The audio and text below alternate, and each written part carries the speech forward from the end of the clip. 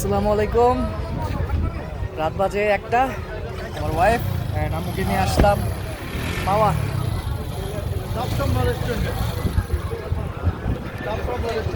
একটা সময় তো শুধু ফ্রেন্ড নিয়ে ঘুরছি, এখন একটু ফ্যামিলি নিয়ে ঘুরি। গাড়ির ভিতরে আম্মু আছে, বউ আছে, সো ওদেরকে আর আমার ভিডিওতে না নেই। তবে বহুত দিন পর মাওয়া। রাত কয়টা বাজে? রাত বাজে 12:47। এখন আছে চাপ সামলা রেস্টুরেন্ট। আম্মু তো ঘুমাই গেছে।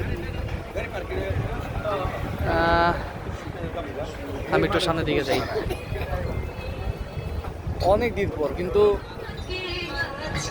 অনেকে মনে করে ফ্রেন্ড সার্কেল নিয়ে ঘোরা মজা। ভাই ট্রাস্ট মি, ফ্রেন্ড সার্কেল নিয়ে ঘোরা মজা সেটা ঠিক আছে, কিন্তু নিজের ফ্যামিলি নিয়ে ঘোরা ভাই আরও বেশি মজা।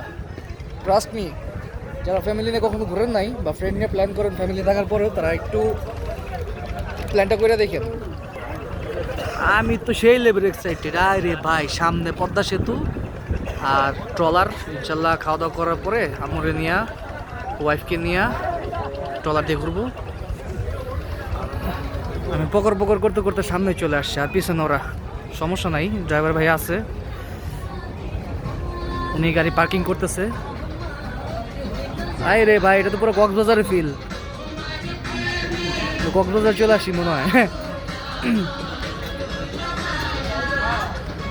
দেখি আজকে মোটামুটি একটু ফাঁকা আছে। গাড়ির ভিতরে আম্মু বসা।